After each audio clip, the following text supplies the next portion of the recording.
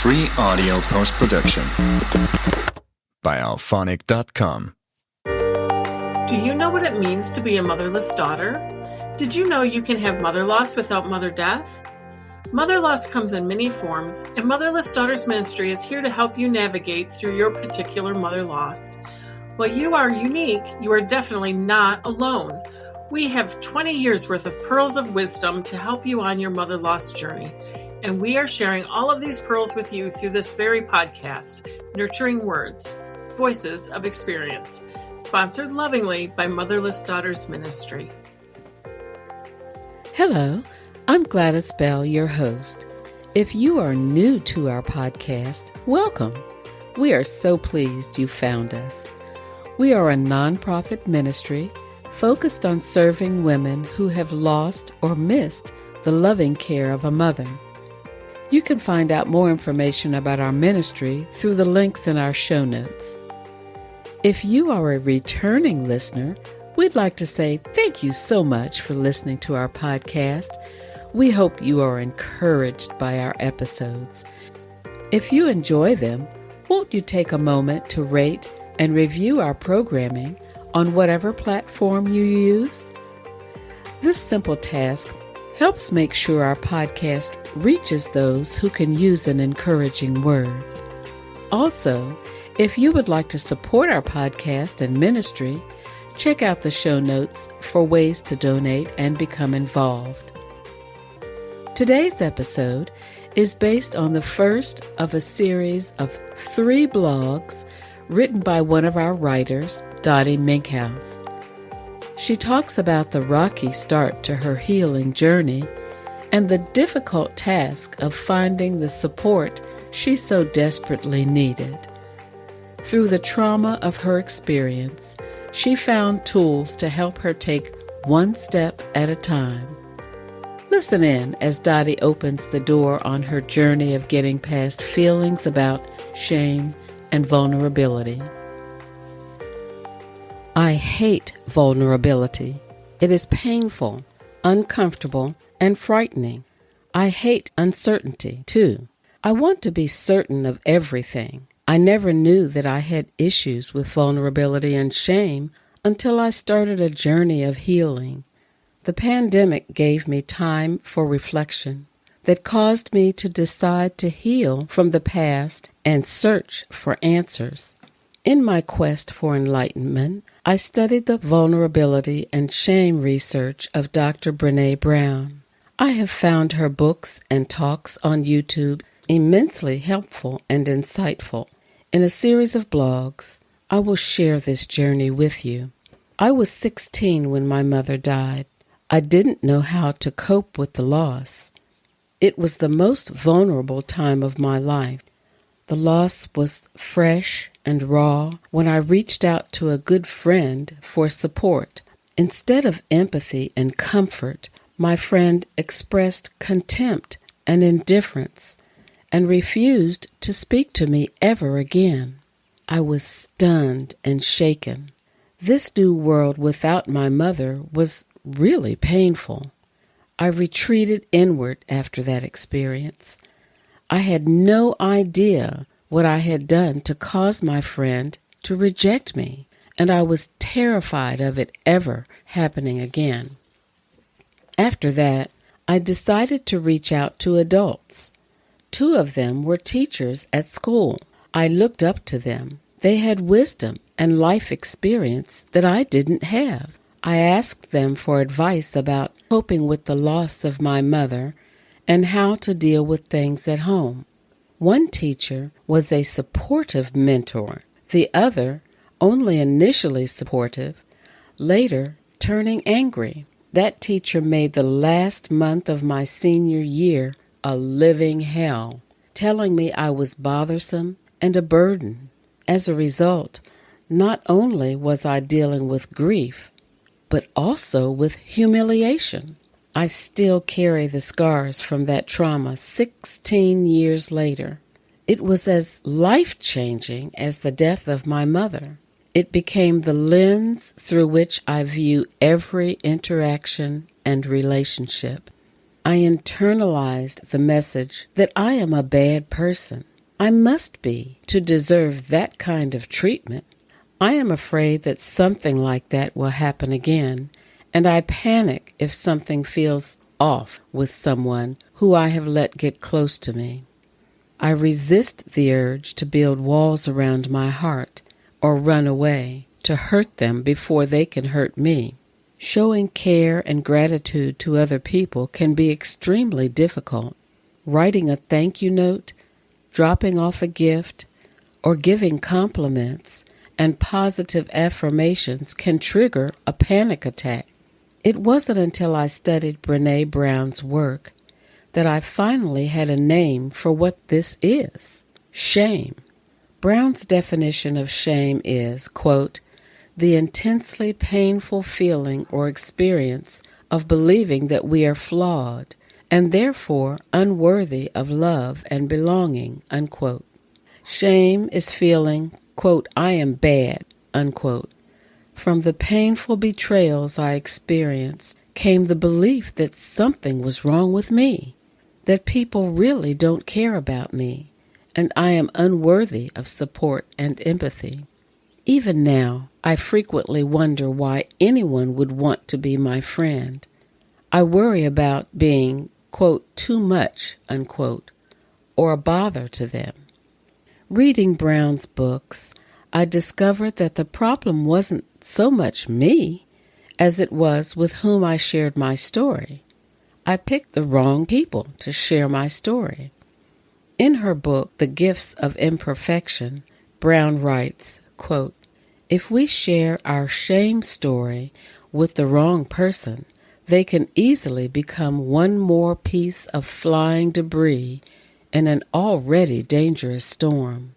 When we're looking for compassion, we need someone who is deeply rooted, able to bend, and most of all, we need someone who embraces us for our strengths and struggles. We need to honor our struggle by sharing it with someone who has earned the right to hear it.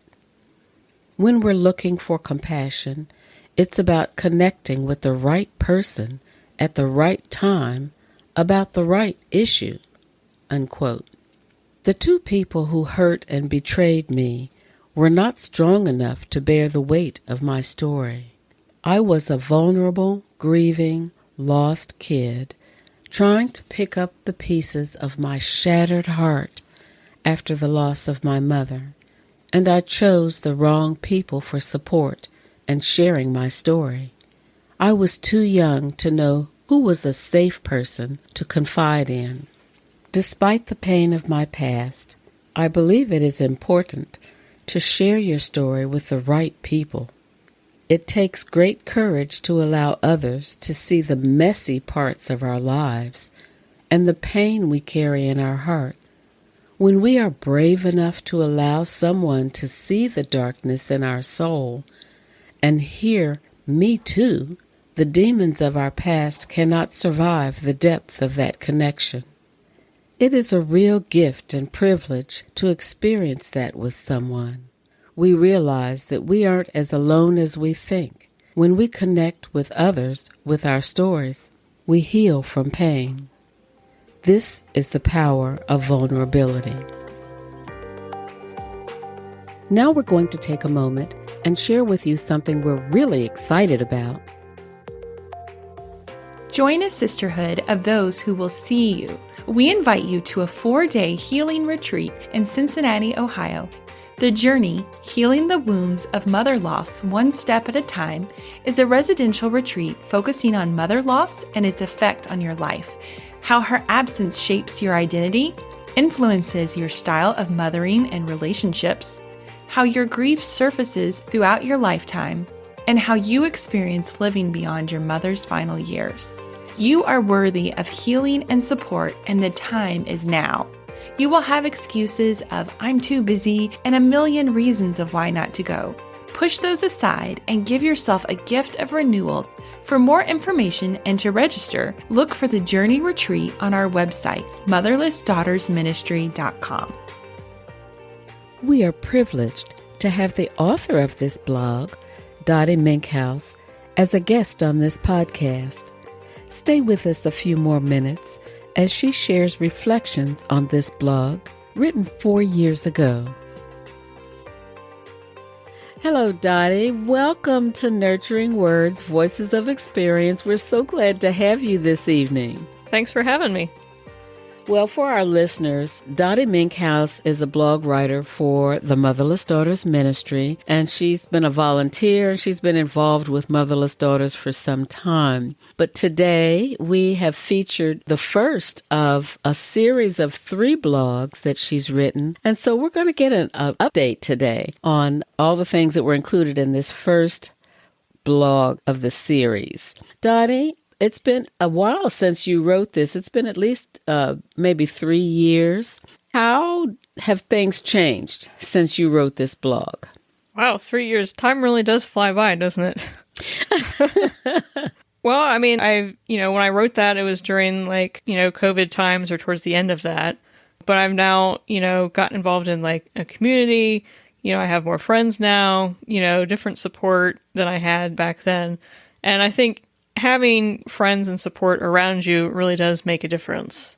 Absolutely. Well, tell us how you got involved in Motherless Daughters Ministry in the first place. Well, I think, I was trying to think about this earlier today. I think I got involved, I think it was 2019 or so.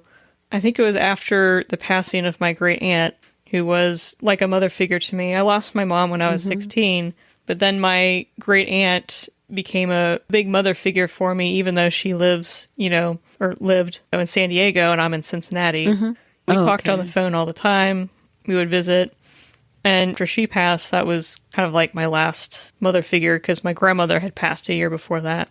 And I think I Googled, mother loss support group or whatever. And, Motherless Daughters came up and, I saw they have a support group. And so I signed up for it and I went and I was like, oh, this is really nice. There was people there that, understood where I was coming from. There was people there that also lost their mom young like I did. And I hadn't known anyone else that had that experience, at my age. So it was really helpful to see and meet other people that were just like me.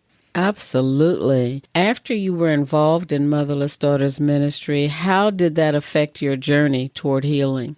It really affected me because I connected with other people. I went to the Journey retreat, and that time we met at a church a night or 2 a week. I can't remember. It's been a long time. That was really nice, and, I really enjoyed getting to know the people there and their stories, but it's also just kind of opened up my eyes that there's multiple different types of mother loss. It's not just by death that there's other types. And in learning that, it helped me relate to people that have narcissistic mothers, and that's also a loss. Because, it turns out that some of my best friends have narcissistic mothers, and I'm able to understand them and meet them on their journey with dealing with a narcissistic mother and, all that comes with that. So I'm able to empathize and understand them. And so it's really kind of helped given me, a point of empathy and understanding that I wouldn't have had otherwise if I hadn't been involved in Motherless Daughters and learned those things. Looking back, what initially inspired you to write this blog? You're a gifted writer. Matter of fact, for our listeners, Dottie Minkhouse has written a number of blogs for our website. And if you visit the website, you can just put her name in and you will see a list of things that she's written. But what inspired you to write this blog? I actually can't remember. It's been a long time, but I can't remember. It was such a traumatic experience, and today our listeners have been able to share your experience from when you were a teenager. Can you go back to that and let us know how that affected you and how the topic of vulnerability and shame came up? I think maybe I was just sort of thinking about the topic one day. I really admire the work of Brene Brown. I came across her work a number of years ago when her TEDx video went viral and she became known at that point. And I read a few books of hers, and vulnerability is difficult because people can either meet you where you are or they cannot, something I mentioned in my blog about the people that really didn't meet me in those moments because I chose the wrong person to share my story with. And there is a risk there where if you share your story with the wrong person, they could, maybe use it against you. They could shame you or just not be there for you, which also feels kind of bad. But if you share it with the right person, you can connect with them better. They can connect with you better. You have that support. You have people that are there for you, and you feel loved because you see that, oh, people do care about me. People want to be there for me. And you can be there for them as you, learn about each other. And especially in close relationships, you want to be there for people. And so people want to be there for you and care for you and stuff. And so I wrote the blog. I was processing things in the past that had happened and even my own worthiness of being cared for and people being there for me. And so there's also an element of self-worth that was in there too when I was writing it. That was probably a drastic change from your experience with your mom. Just tell us a little bit about your mom. Oh, my mom was great. She loved me very much. She was a stay-at-home mom. She was involved in all of my school things. She was volunteered at the library, anything, especially in elementary school, when they had the moms that help out in the classroom. She was there. Mm-hmm. She taught junior achievement. She helped out with the dance costumes. When I got into music, she was there helping out the band. My classmates knew who my mom was. They know her really well. And still, even to this day, I get classmates that'll tell me, oh, I really liked your mom. Your mom was a nice lady. And she eventually got hired on at the middle school I went to as their librarian, and she loved that job. And so, yeah, she was just very caring, very much always there, nurturing, never missed a band concert. She was really great. Listening to you speak about your mom, I can almost visualize that some of your friends received nurturing from your mother, where they may not have gotten it at home. Yes. I think they did. She was always glad to help out people, and if I ever had friends at my house, she was always caring for them too. But in some ways, even after her passing, her nurturing lives on through me and how I nurture my friends. Absolutely. One of my very best friends said that she recognized that I got my nurturing from my mom and how I nurture, that I show up for her and her events just like my mom showed up for me. And I never made that connection before, that the legacy of my mom's nurturing lives on through me and that I am now her legacy. Carrying that on. Yes, I am her legacy. Absolutely. And so, and I just never realized that, I learned that from her.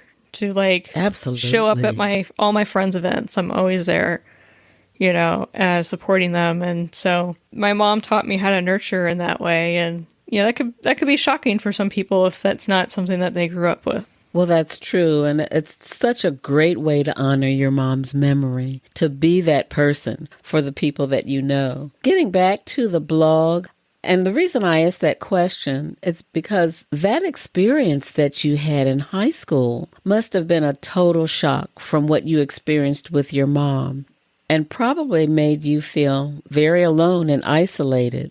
How did you come out from under that experience? That was a real shock. Yeah, it was. It just, it's taken years and years and years, basically, to realize, none of that was my fault. The adults in the situation should have been adults and realized that I was just a kid that needed some support, some nurturing. But it's just opening myself back up again to be vulnerable and connect with people. It's been difficult. It's not easy, but I think in the right communities and people around you, it's okay, these are safe people. I can, let them in a little bit. And, even something as recent as yesterday, I sent a message to my friends about something that was going on, and they all jumped in support of me. And that's what it's all about. And if they needed something, then I would do the same for them. And so it's just really getting to know people and be discerning about people too. Can these people, do they have the headspace for this right now? Are they available? Are they able to receive this? And so it's just sort of being aware, and that takes time to learn. As a 16-year-old, you don't know these things. You don't know to even ask or sort of discern, does this person have headspace for it? Or are they super busy and overwhelmed themselves? If they're super busy and overwhelmed, they may not be able to really listen to you or have time to digest what you're saying and give that support. So then maybe you go to another friend that is more able to listen for you and be there for you and meet you in that moment.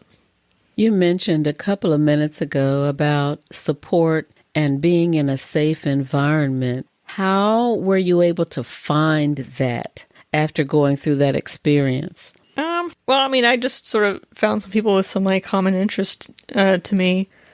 This was quite an experience, and as you said, it takes time to process those experiences. Can you speak a little bit about how you were able to work through your fear of vulnerability? Yeah, I would say like, therapy probably helped a lot with that. Also trying to like open my heart and just let people in again. And it takes time, with people. Yeah, I mean, it just takes time.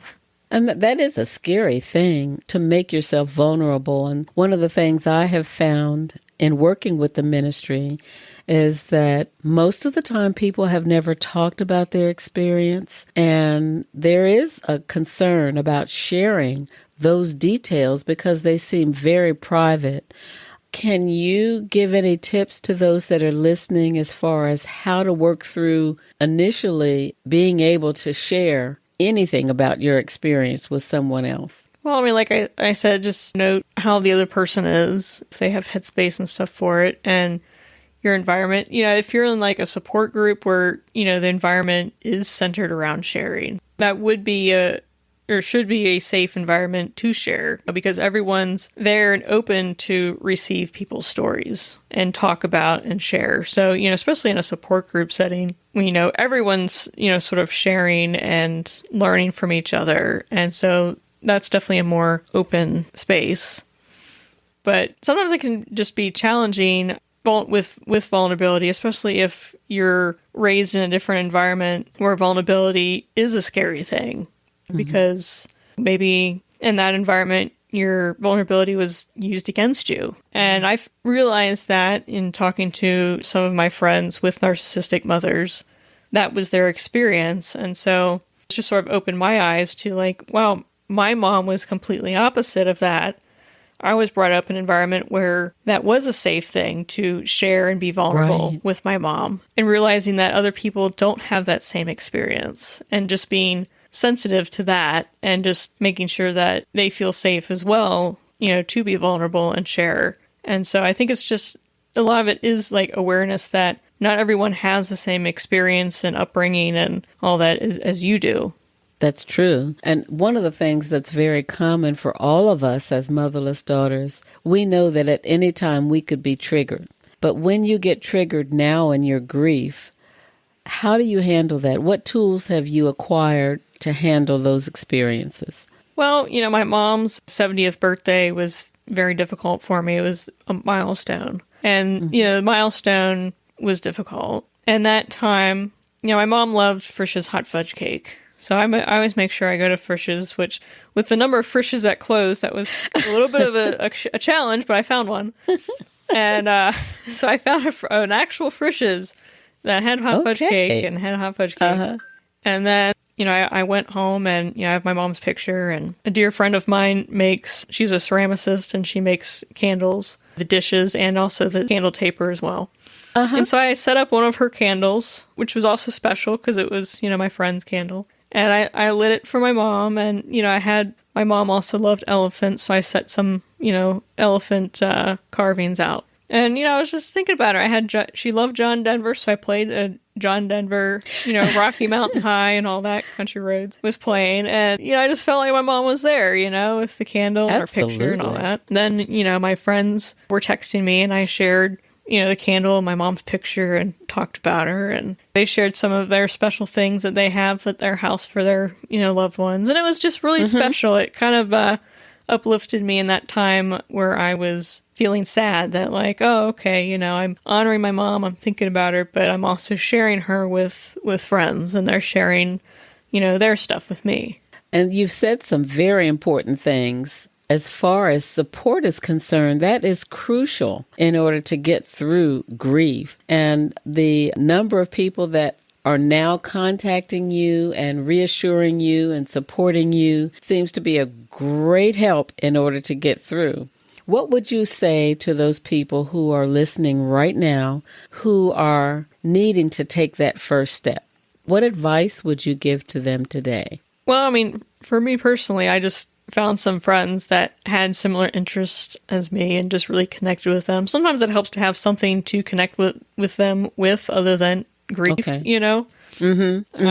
Just to make some like deep friendships. You know, it's really kind of what it's about, you know? I mean, I have these deep friendships now and people that are, you know, there for me. And it's just learning how to be a friend and recognize a friend and who is a true friend. You know, you need positivity, consistency, and vulnerability. It's like, you know, a triangle, you know, and you work your way up. You need that consistency. You need to see each other, talk to each other on a regular basis to really develop a friendship. You need the positivity. Of course, it's not going to be positive all the time. We don't want toxic positivity. But you want, you know, some fun times. You want those things. And it's sort of like a bank. You put in, you know, some positive fun times, and you sometimes withdraw when, you know, you're sad or something happens and you need support, but then you deposit positivity back in there, you know. And then, you know, vulnerability. You can't really grow a friendship without being vulnerable and sharing about yourself and your experiences and what's bothering you, or, you know, even your happy things. Happy things can be vulnerable too. Sharing about a big promotion or whatever. Some people may not support you in that because they might be jealous, you know. So that's how positive things can be vulnerable as well. But with the right people will cheer for you when you get that big promotion or the big raise. But as you grow a friendship with these three elements, then you get the support around you.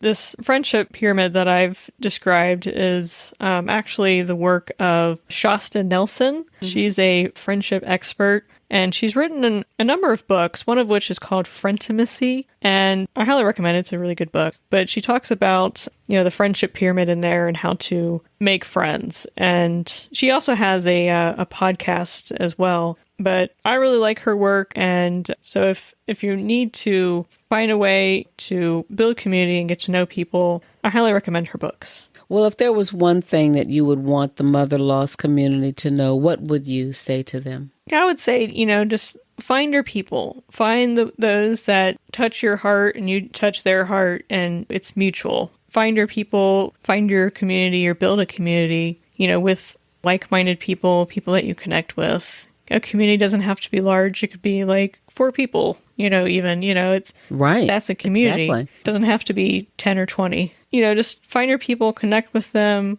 open your heart as best you can. Slowly as you go up the friendship pyramid, as you get to know people. So, yeah, I mean, it's difficult. It's not easy to be vulnerable, but there is a reward in being vulnerable and connecting with people.